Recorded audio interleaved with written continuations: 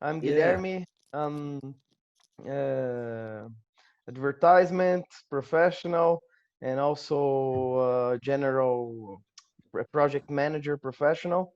José Neto, Dr. José Neto is a nephrologist and general practitioner, also evidence-based medicine professor. He's my business partner in our course. Mario Saveri is a economist, lawyer, entrepreneur, and also a professor. And we, I get to know your work just a few weeks ago, and I love the interview that you gave and showed this to them. And I believe it's a great opportunity to you to talk about your work and to bring this information here to Brazil. So I'll let you introduce yourself to our other guests and tell who you are, what is Panda, and then I'll give the word to them. Cool. Peter, do you want to go first?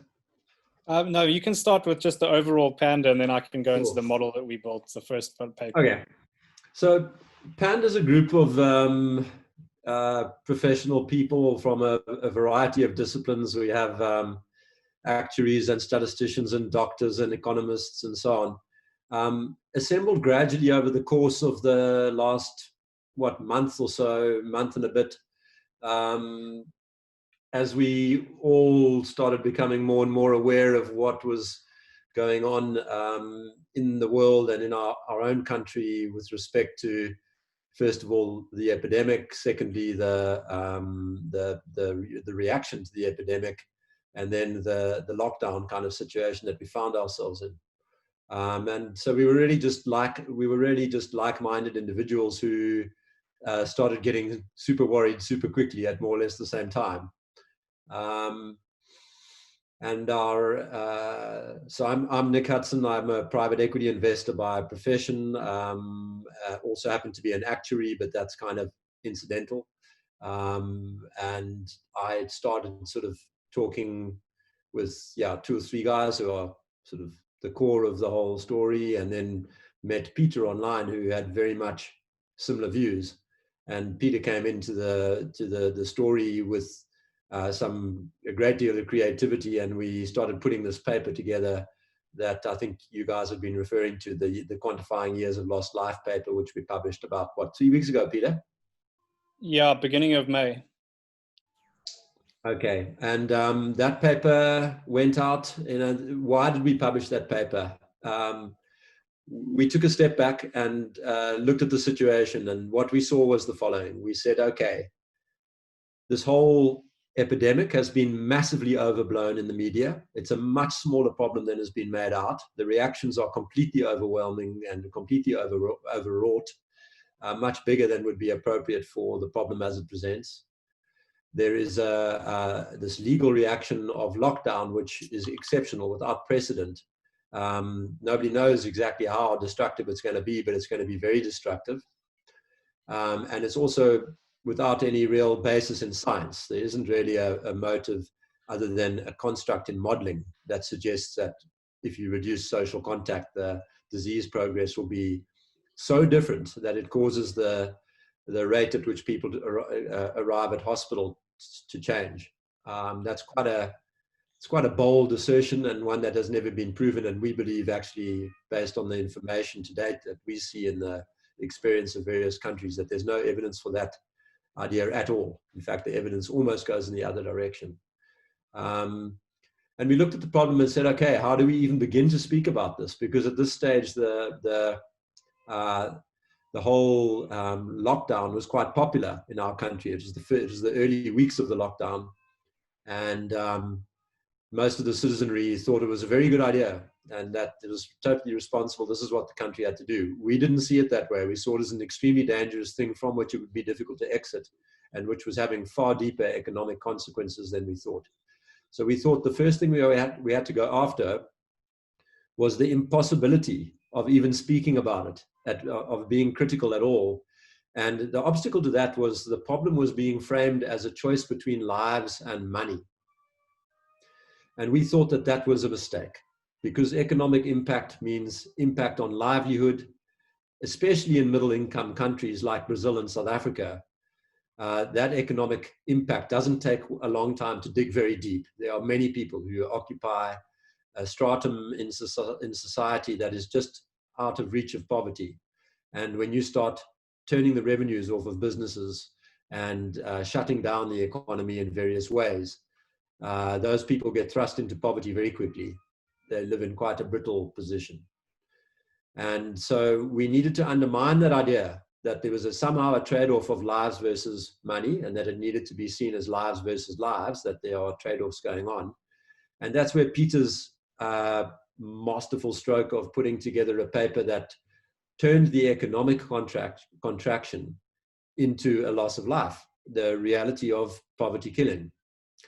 And that paper it did its work very quickly. Very quickly, people changed the narrative, and it was acceptable to talk about the trade-offs that you had from the economic consequences. And then that opened our further avenues of research, which we're very busy with at the moment, into just how effective these lockdowns have been, if at all, and also questioning the actual scale of this pandemic, which in our minds has been grossly exaggerated by the modelers who set this whole charge off, and continues to be. I mean, it's quite disgraceful that the amount of evidence leaning against these SEIR models is overwhelming, and yet they continue to pull them out and justifying continuation of the lockdown and all sorts of very bad scientific reasoning going on. So that's kind of where we are. I'll leave it to you, Peter, to talk about your section of the work, but maybe we should just pause and let the guys ask any questions.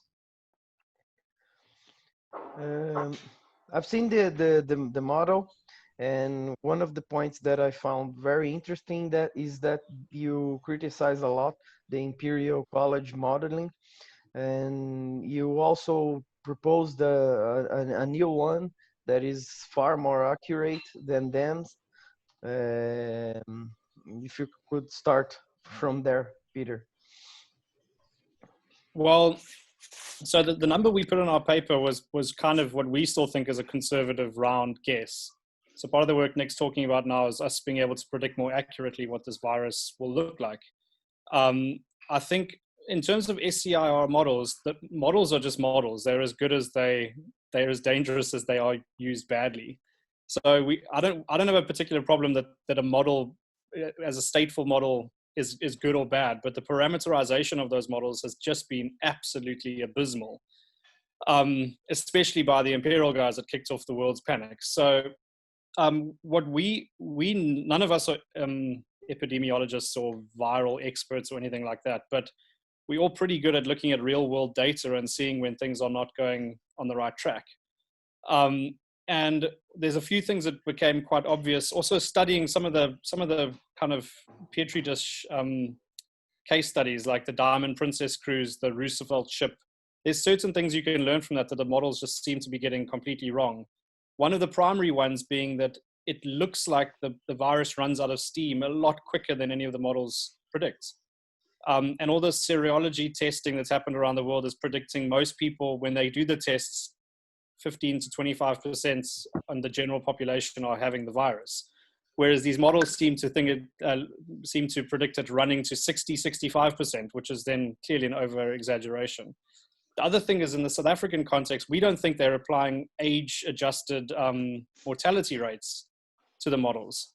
So South Africa's median age is 27 and a half years. I think Brazil's 35 years, give or take.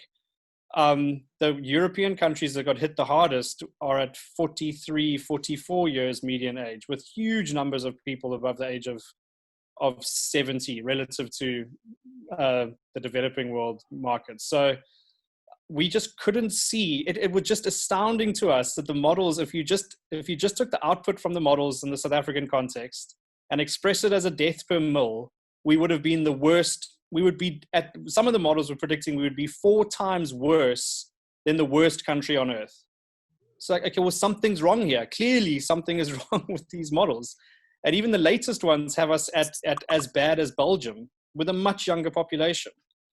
So it just, things just aren't adding up. And I mean, we're still early days here, but the progression of the virus has been pretty slow. I know it's different in Brazil, but we're not particularly worried that we're going to have, we actually think if we have more than 10,000 deaths here, it'll be a lot. But the government were making the initial decisions based on 350,000 deaths, which is the same as the total global death counts at the moment, actually more than the total global death counts. It's just insanity. And they were doing that in late March, when there was still already quite a lot of data to suggest that's not going to happen. So that part of the work is almost independent. So the way we did our first paper was to say, even if we take a high estimate that the models are giving, which at that point the highest kind of public estimate was 88,000 dead. Even if we had 88,000 dead, it's not worth putting an extra 2 or 3 million people below the breadline. And then now we're coming out and saying, well, actually, it's not even going to be 88,000. The World Health Organization's already revised their number here down to the low 20,000s. We still think that that's double counting. So now the argument is saying the trade-off is just, it's not even close.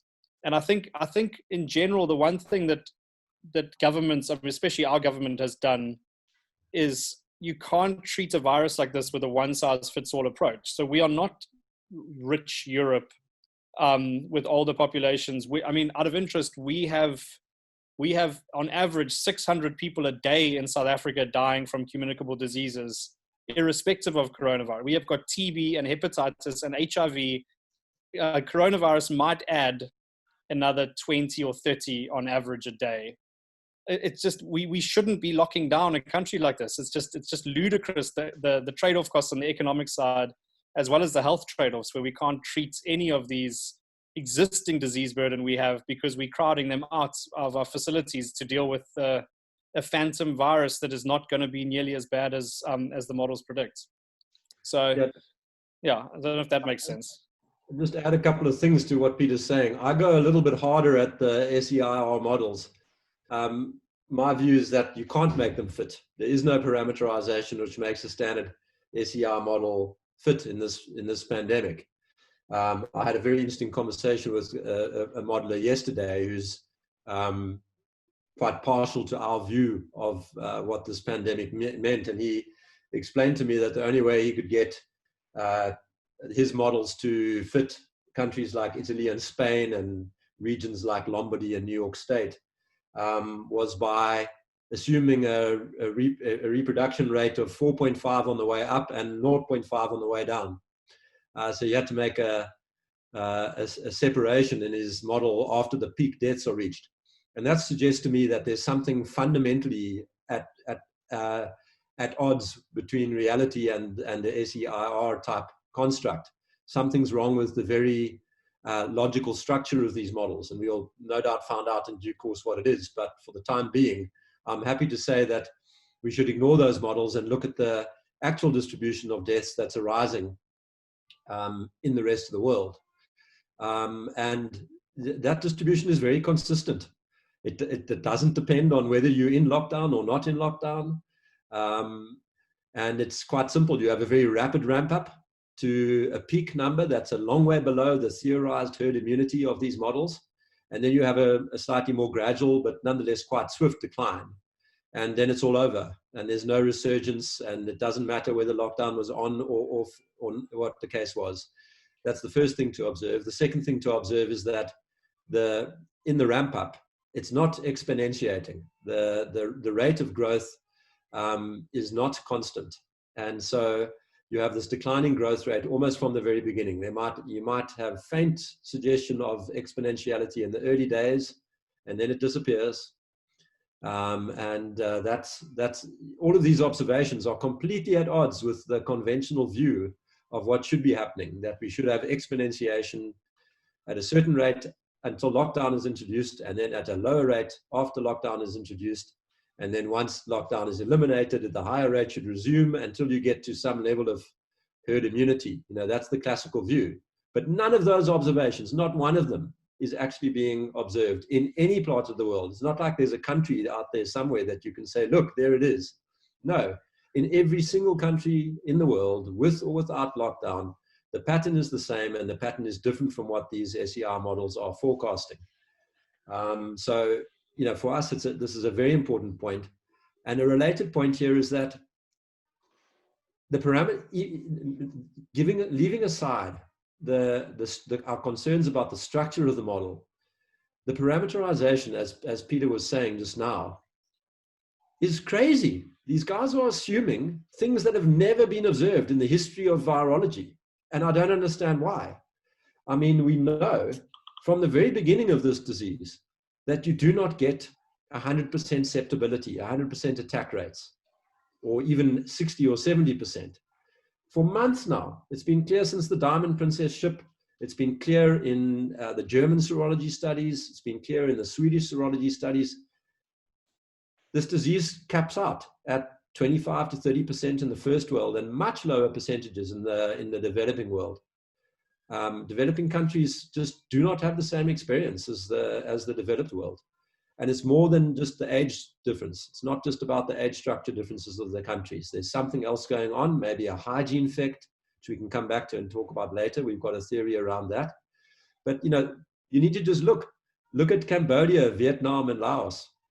Those three countries, between the three of them, have 0 deaths, not one death. There's something going on there, and it's not contact tracing. I'm sure the World Health Organization would tell you it's because they have brilliant contact tracing. It's the only reason why the virus doesn't take hold. But I've been in those countries, and I can tell you that's not the case. That they're very poor countries that don't have administratively competent governments who could administer, a contact tracing setup for a virus that has the same kind of trajectory as COVID had in Belgium or in the UK or something. There's obviously something else going on. And the models are failing to take notice of that when it comes to trying to project deaths in places like South Africa and Brazil and Malawi and other countries like this. And the harm is incredible. And Nick and Peter, even inside the same country, we have a lot of differences. I was looking at the data from United States, and New York and Florida, for example, are completely different worlds.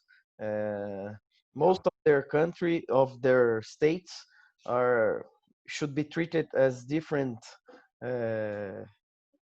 like countries, for sake, because have so many differences between weather and everything else that you were saying. So there's something interesting in the US data which you may not have read before. So the danger with these models that predict huge amounts of deaths are that it leads governments and decision makers to make actually dangerous decisions at the end of the day. So over 50% of the deaths in the US have happened in 6 states. Okay, New York and New Jersey being 2 of them. In all 6 of those states, because the governors were expecting this massive flow of hospitalizations and whatnot, they made decisions to keep their hospitals empty or emptier to wait for this wave of deaths that never came, by forcing nursing homes and old age facilities to take in COVID positive patients. And something like 75% of the deaths in those states happened in those nursing homes where they forced COVID into those environments. That is self-inflicted deaths.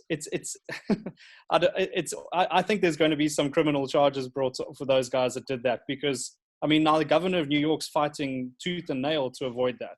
But across most of Europe, Sweden itself, Stockholm, 80% of the deaths in old age facilities. So I think that's a variable that's quite important. Whereas the other 44 states in America didn't do that. So some of it is self-inflicted. It's not the virus having a natural course. It's almost state-sponsored euthanasia at some point. Okay, Mario, Neto, do you want to say something? First of all, I'd like to congratulate you about the courage, about your work. Very nice. It's very difficult to fight against common sense. And it's a great pleasure to know you. And one thing I want to know, and I'm still working on it, is that people are confounding individual health with public health. They are treating all this stuff, all this lockdown, as a piece of something that would help an individual one.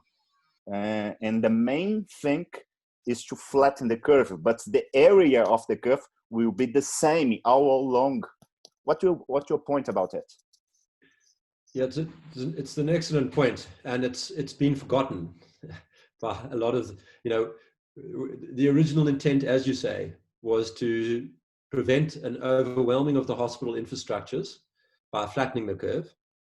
Now, the area under the curve, as you say, is not affected by that. The death rate, it's just changing the timing of deaths. That was the original theory, okay?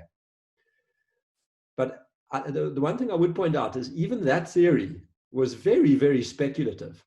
You have to move the reproductive rate of the virus by an enormous amount to cause any material curve flattening. And what is very, very clear to us, like crystal clear, as in with only 70 countries having reached their peaks and gone into decline, we already have overwhelming support to show that there's no impact, there's no flattening that happens. If you take on the x-axis the number of days between the first death and the peak, and if you take on the y-axis the strength of the lockdown provisions, the stringency of the lockdown provisions, whether it's measured by that Oxford time series of stringency or by mobility data, there's no relationship. The hard lockdown is not associated with a longer time to the peak. All the countries stack up in a very short period of time. It's like this virus does what it wants to do, no matter what you do with respect to lockdown. It doesn't make any impact whatsoever.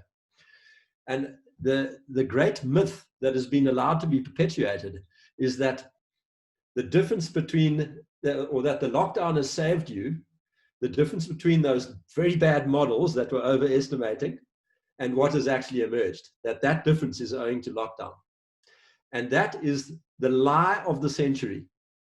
People caught telling that one, it's a very bad look, because you can see in the unlockdown countries like Belarus and Sweden and Japan, you can see that the curve doesn't go and wipe out half the known universe. The curve does the same thing as it does in other countries. So the flat curve theory, correct, as you described it, doesn't imply a reduction in deaths. It implies a spacing out of the deaths over time. That spacing out isn't happening at all. There's no evidence of it. Or should I put it this way? There's very trumped up bad evidence for it. Pairwise comparisons of countries and that kind of thing. People go, ooh, Sweden, Norway, look at the difference. But that's not, I can turn around and say, whoa, Portugal, Spain, look at the difference there. It tells the story in the other direction. That's just a basically unscientific way of going about looking at it. So, I'm not sure if I'm answering your question, but certainly the substance of what you're saying, that confounding effect, the difference between individual health and public health, all of that is 100% correct. You're seeing the world clearly. Yes. Yeah, you got a point that's very interesting, because I love to talk about evidence-based medicine. And I have just made a live just a minute ago talking about observer bias. And that's the kind of observer bias that we are seeing. You are following something that you must believe because someone's told you, oh, you got to go to home, the lockdown works, and everything that's going on must fit this theory. I agree with you. And there is one point that I think it's the base of the science, that's uncertainty. You have to question all the time. That's the mean of science, and not the true, oh, I got the true, that's I'm saying, that every person who believes is always true, he's walking through to the edge, I mean. Yeah, and I think what also has been tragic in lots of countries, and particularly Europe, is that when they did implement lockdown, it was far too late. Even if it was going to work, it was never going to work. because it was already decelerating. So, I mean, I look at Brazil's numbers every morning because it gets thrown at us as an argument for lockdown. And if Brazil locked down now, there would be no gain, absolutely no gain, because you are decelerating. So it's going to keep the path it's on now is the path it's on now in your country. And I think most of the European countries locked down when they were already towards the top of the mountain they were climbing case-wise. So it's possible that lockdown may have had an impact on South Africa, because it still feels like we are taking a little bit longer, but not out of range of the world. I think I would agree with Nick that it's not enough evidence to say it's made a difference, but we started locking people in their homes when we had no deaths. So all we've done is compounded the economic pain without any real evidence that it's going to make a difference. But countries that already had some kind of growth, it was never exponential. It's another mistake people say is exponential growth is not what they think. It's not the right word. It's decelerating growth. So once you're on it, you're on it. And I don't think lockdown definitely makes no difference from that point. That point that Peter made is very important. I just want to maybe expand on it a little bit. The virus's natural path is a quickly decelerating path.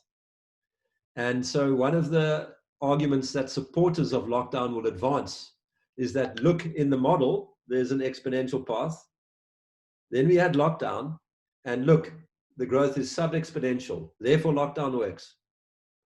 And you have to be able to look and show that in non-lockdown places, the thing goes sub-exponential almost immediately, and that the difference between the sub-exponentiality without lockdown and with lockdown is zero.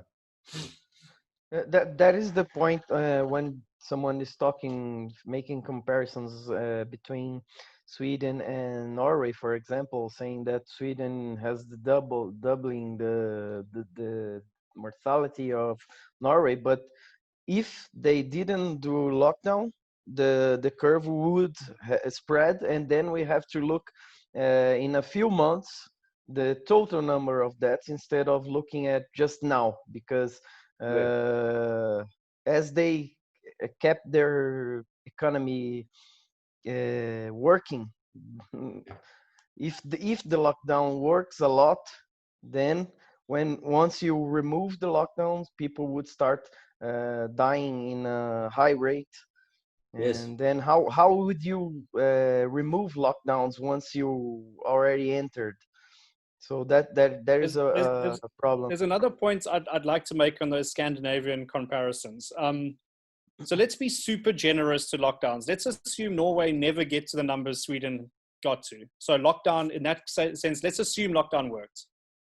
If you then go retrospectively, the absolute number of deaths matters. It has to matter. The fact that Sweden might land up with, say, 4,500, 5,000 dead, and Norway might have 1,000. Let's say those are the numbers we land up with. You don't lock down an entire country for 5,000 deaths. Even if it was working, 5,000 is such an insignificant, it's harsh. I know it's harsh.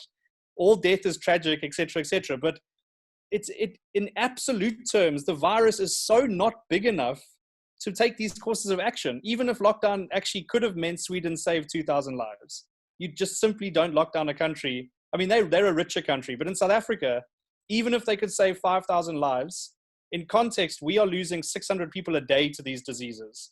So we don't lock down for stuff that's far more severe here. So the world's just gone crazy. It's just I think this virus is the disease with the best public relations team ever, because it's just PR that gets people to behave irrationally around this virus. It's insane.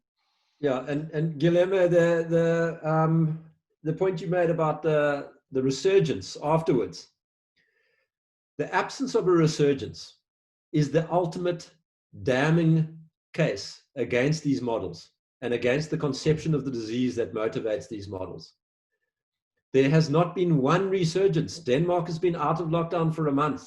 Not even a suggestion. The thing has just carried on declining, okay?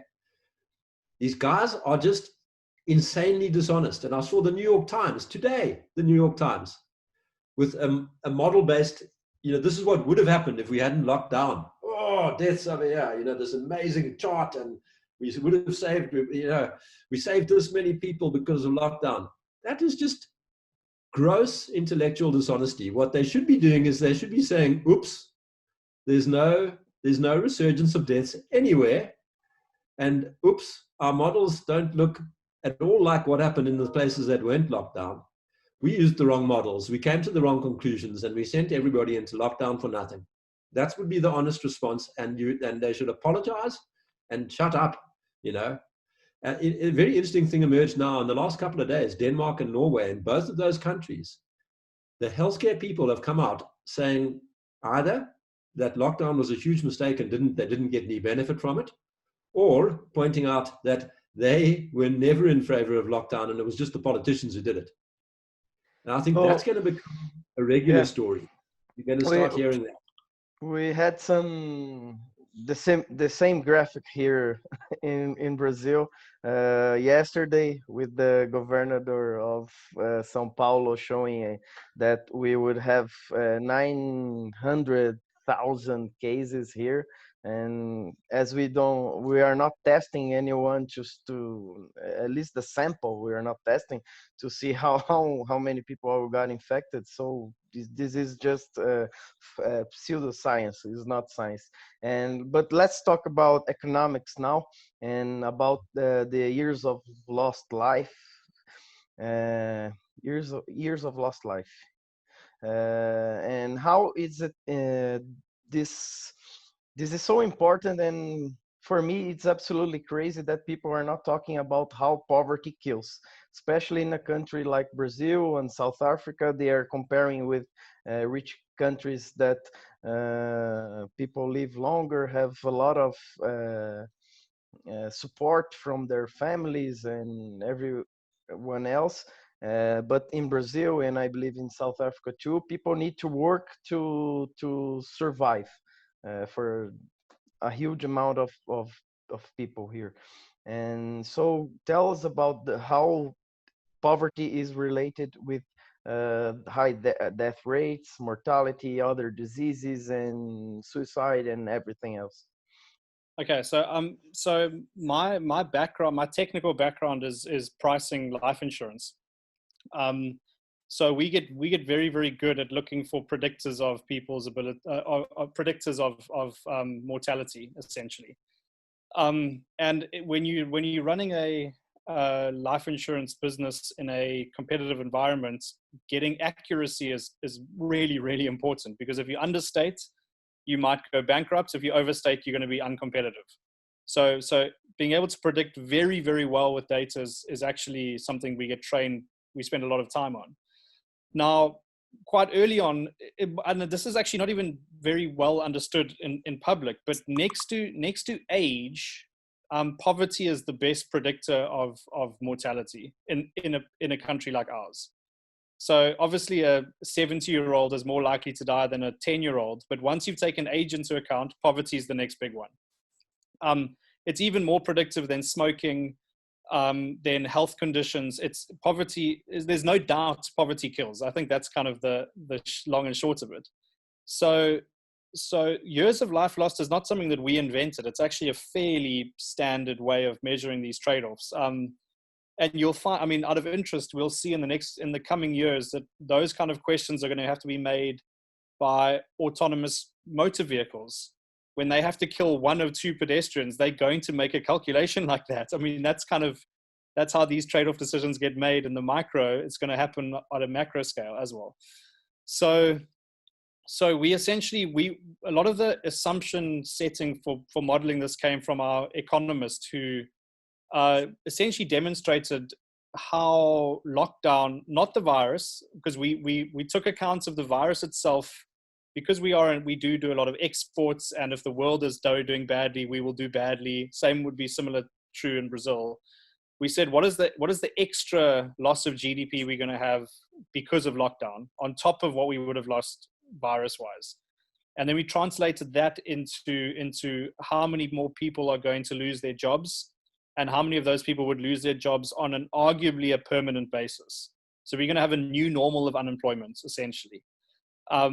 So what we did is we said, well, I mean, the numbers are all in the paper, but there's going to be 3 to 7 million job losses, and probably close to 1 million of those job losses will be permanent. And every job supports on average 3 additional people. So it's about 4 million people who are going to go from being supported to going to rely on government. And I mean, government, what they'll hand out is going to be below the breadline to start with. So that's extreme poverty. So the assumption is quite easy. Then using kind of relatively, they proprietary models. So it's not well understood in the academic world, but using life insurance models, we could say, well, that impact on that many people going down to kind of extreme poverty levels is going to more than double their mortality rate. So that means if one in 1,000 30-year-olds would have died, then 2 in 1,000 30-year-olds were going to die. So I mean, it's not that it's going to kill millions of people, but every single age loses a little bit more mortality. So we then it's basically running life expectancy calculations. So that's fairly straightforward. If you have your underlying life tables, you run a before scenario and you run an after scenario, and you just sum it across 58 million people. And that's how we got to a sum total of in the model back then was 14 million years will be lost by on average across South Africa. All of it will be lost by the poor, not by the rich people who will just immigrate or whatever. But we will lose about 14 million life years. Whereas what we'll save on the other side, and this is another nuance that wasn't as clear as it could have been in our paper, but we agree that there's no COVID, you're not going to save any COVID lives. The whole point of lockdown theoretically is to keep your hospital system stable or not collapsing, which is the other moving goalpost in the West, because America would be like, no, we're going to stay in lockdown, but none of the hospitals are at capacity. So you can open, because of the idea is to get the hospitals to cope. They're going to cope. So the fraction of life years that you could potentially save from lockdown, we got to about 500,000, but that was assuming really, really extreme amounts of COVID cases. The reality is that number is probably less than 100,000 years you're saving from lockdown, versus the cost of lockdown being 14 million years. So the numbers are just more than 2 orders of magnitude what you're paying in price. So that's kind of the theory. And I mean, we could quite easily repeat that calculation for pretty much any country on earth if we knew what the kind of baseline mortality table was, which most places actually have that public. And you just run some scenarios saying, well, if this little few people have a slightly higher mortality for a set period of time, this is what it equates to. And in the South African context, I think everyone loses about 6 months of their lives or 3 months of their lives. But of 50, 60 million people, it's a massive number. So that's kind of the gist of it. But there's absolutely no doubt that the price we're paying for lockdown is not even close to the benefit. It's not even debatable. Mario, do you want to ask something? That's your unmute your mic, please. Is it okay right now? Is it okay? Yep. All right. So first of all, I would like to excuse the noise that you are hearing, because I don't know why, but people from construction still work here in Brazil. So somehow the COVID-19 doesn't reach them, but the rest of the country is locked down. Well, I'm an economist, as Guilherme said, and I read the paper, and congratulations to be out of the common sense. I know how difficult it is. I got lots of haters here in Brazil just because audio message that I recorded for a friend, and I sent to her 2 weeks ago. It was a message in WhatsApp, 2 friends talking, and it spread more than the virus. Here in Brazil, it spread out, reached the president. And that's why I know José Neto, because it spread out more than the coronavirus. And I had lots of haters right now, and I know how difficult it is to be out of the common sense. But my question is not about the economics, because I read the paper and it's scientific, it's very good, and the construction of the ideas and how you guys expose your ideas very well based on scientific. Um, but what I would like to know, and what caught my attention is ideological behavior of people. I've been studying ideology, and it changed the mind of people. It's impressive. It's very impressive. For example, I saw in a study that people tend to believe that there are 3 stones where there were 4 stones, just because people that they like, people they are their side, said that there is 4 stones here. So they see 3 stones and they said, no, there are 4, just because my group said that there are 4 stones here. So it's amazing. And here in Brazil, in the beginning of this crisis, left-wing people were saying that that's bullshit. That's thing for that's probably the American imperialism. It comes from the capitalism, and that's bullshit. It doesn't kill as tropical diseases, for example. And then it's likely they were moving to another approach, saying that lockdown is good. And now I see clear why they have this position here, because whole group of left-wing people said that lockdown is good. And if you don't agree with that, it's because you don't care about life, especially poor people life. But I've been talking to a scientist in Argentina, and they have left-wing government. So maybe people from Argentina would be, the left-wing people would be backing the liberalization of the work activity, the economic activity, and right-wing people would be supporting the lockdown because they could do opposition to the government. But no, in Argentina, left-wing people are backing the lockdown. They said the lockdown is the solution for this problem. So, I mean, it's a world phenomena, or I would like to know about South Africa. Yeah, it's true here.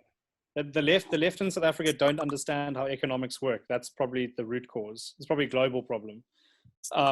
They think capital is just out to destroy them, and it's evil, and it has its mind of its own. And I mean, one of the biggest criticisms we got of our paper was from some left-wing actuaries, actually. And they sent us a lot of nonsense. But in their response, there was some stuff. There was one particular line where, I mean, this might make sense to you, but they basically said, we are discounting the possibility that a more structurally balanced economy might arise out of the ashes, which would make everything worth it. Oh, okay. No, that's not going to happen. So I think I think the left, at least what I see here, and it's probably globally true, is that COVID and lockdown is destroying capitalism, which will just give an opportunity for the world's Marxist utopia to rise out of the ashes and make everything better. And I think that's the kind of logic you're dealing with here. So it is ideological. It's definitely not logical. But that's what I feel like we're up against here. So our far left-wing political party here, which has kind of got about 10-12% of the vote. So that they're not huge, but they're not tiny. They've been very, very quiet until government started talking about lifting lockdown. And they are just, nope, lockdown forever, lockdown as hard as you can. And obviously they say it's just saving Black lives and all this stuff that they would say. But it's because they think that that is the opportunity to bring in a different economic order. And I mean, the one thing we've seen from lockdown is that government has tried to centrally plan our economy over the last 2 months. And it's been a complete disaster.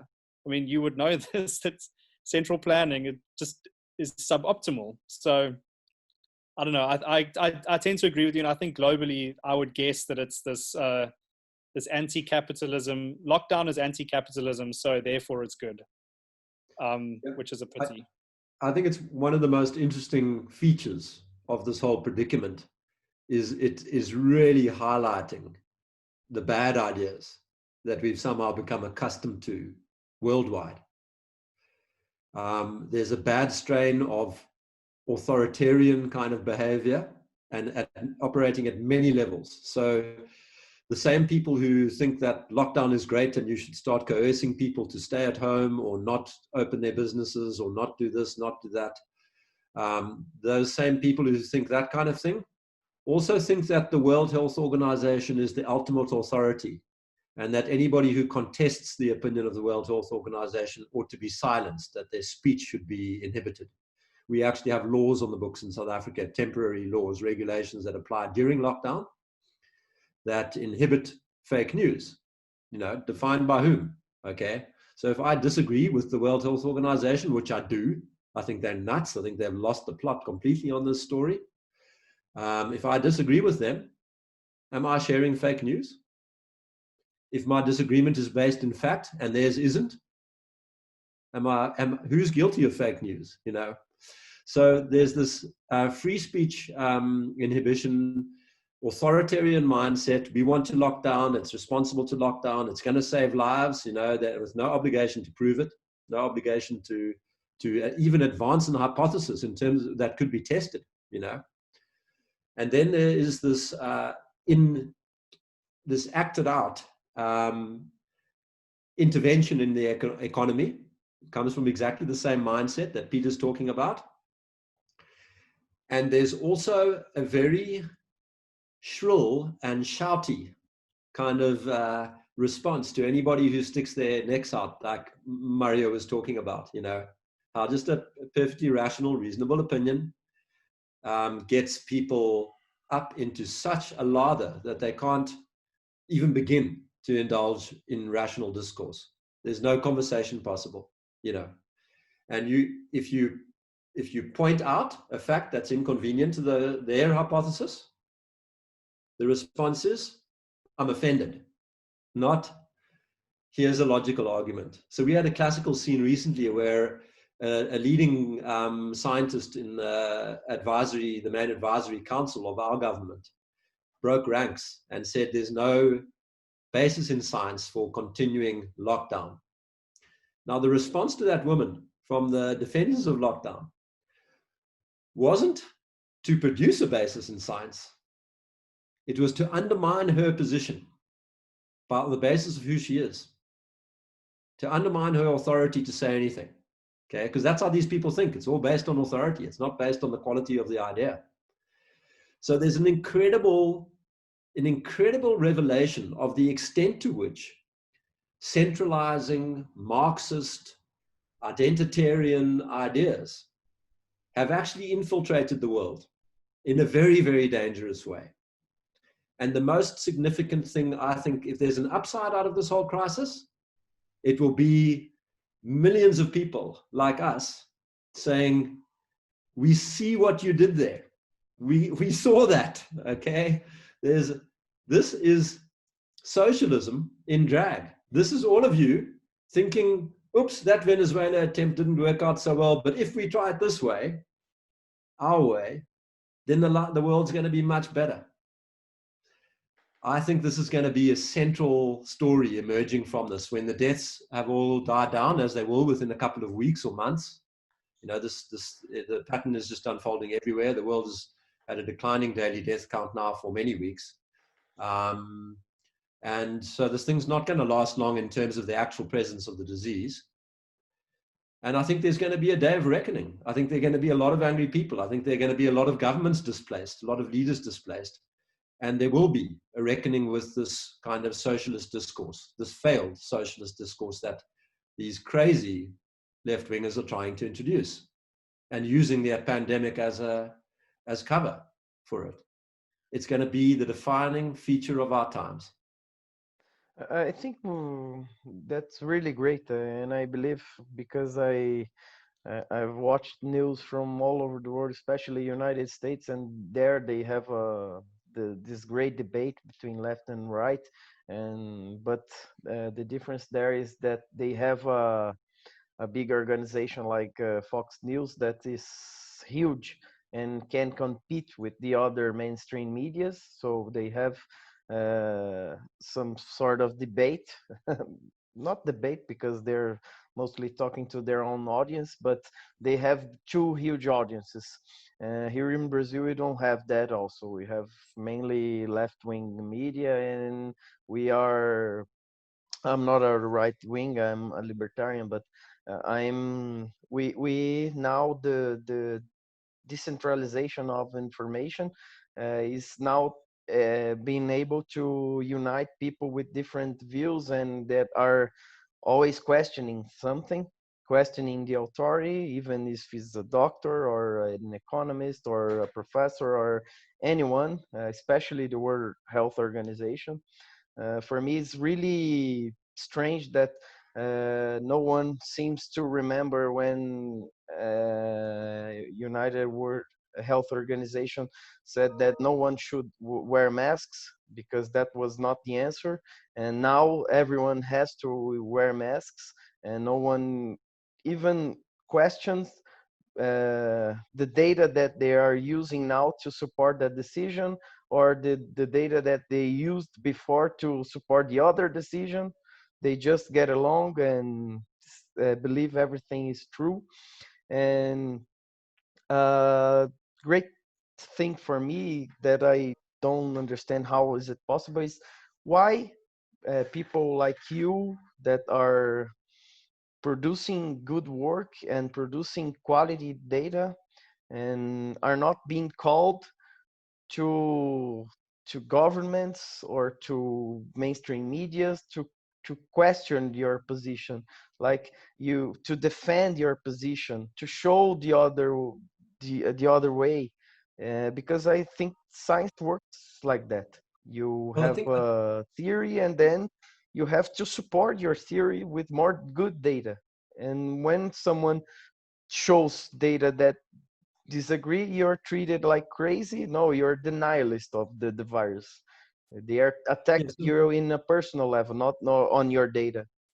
I think one of the things we need to point out is that we did get some audience with government last week. So almost exactly a week ago, we were at the last minute invited into a briefing session with the Minister of Health, and we were given 10 minutes to speak about the issues we had with the models that were being used. And that was fairly reported in the media. I think we were all at PANDA, we were all very happy with the way it was covered. We thought we were represented well, accurately, by good journalists. So, there is some progress, but it's a very uneven affair. We don't have left and right mainstream media really in this country. I mean, there are obviously smaller sort of secondary organizations, so the spectrum is not quite represented like it is in America. There isn't a Fox and a CNN, thank God. I mean, I don't like either of them. But what we do have, like everywhere else in the world, is a very vibrant social media. And I think that's been also an exceptional thing here, the fight back coming from people like Michael Levitt, from the Fat Emperor.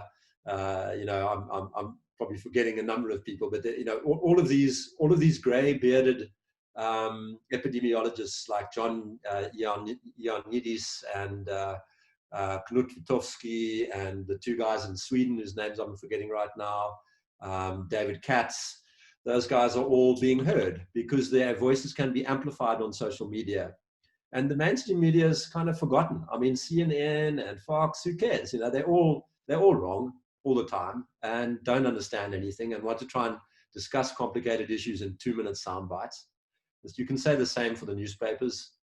I mean, but it doesn't matter. Does it really matter when you've got the ability to amplify over social media? I mean, some of our stuff has been, read all over the place. We got phone calls from Nepal, Please help us understand what's going on in our country. We've had 2 deaths, one from coronavirus and one from a person who was shot while trying to escape from quarantine. Please help us understand. And I don't think our modelers in Pretoria are getting that phone call. So we are getting coverage just in a different place. And just bear in mind that we didn't exist 3 weeks ago, 4 weeks ago. We hadn't made one public announcement of any sort. It was just a couple of people having a conversation. So I wouldn't be too despondent about the mainstream media. You know, we've managed to get coverage, and we've used it to amplify in social media. Okay. Neto and Mario, if you want to make any other questions to them before we finished, I would like to thank you so much for your time and for bringing this to Brazilians. I'll try to post this as soon as possible on our YouTube channel. I'll send the link to you. And I believe it's great to hear someone like you from a similar country. We are mainly getting our data from European and Asian and United States, and that's not anywhere near what we've seen here in Brazil. And I believe South Africa is a really close country when you're talking about these kind of issues, of poor country issues. Thank you so much. Thanks, and it would be great. It would be great to stay in touch. I have a list of questions I wanted to ask about Brazil, which we didn't get to. I hadn't realized that this was actually going to be a podcast. So if we could just be in touch, I would appreciate a chance just to ask you a few questions, because in many ways, Brazil gives us some insight into what's in front of us in South Africa. Perfect. I'm at your service. Thank you very much, guys. Neto, Mario, do you want to ask something else? Just thanks. Very, very nice. I made the Guilherme words my words. It's very nice to hear people that think science, not just think that they have the truth. Thank you very much. It's so beautiful job. Keep in touch with us. It's very, very, very, very nice. Good. Thank you very much, guys. Thank you. Thank you very much. Thanks, guys. Thank you. Bye-bye. I'll get in touch with you. Bye-bye.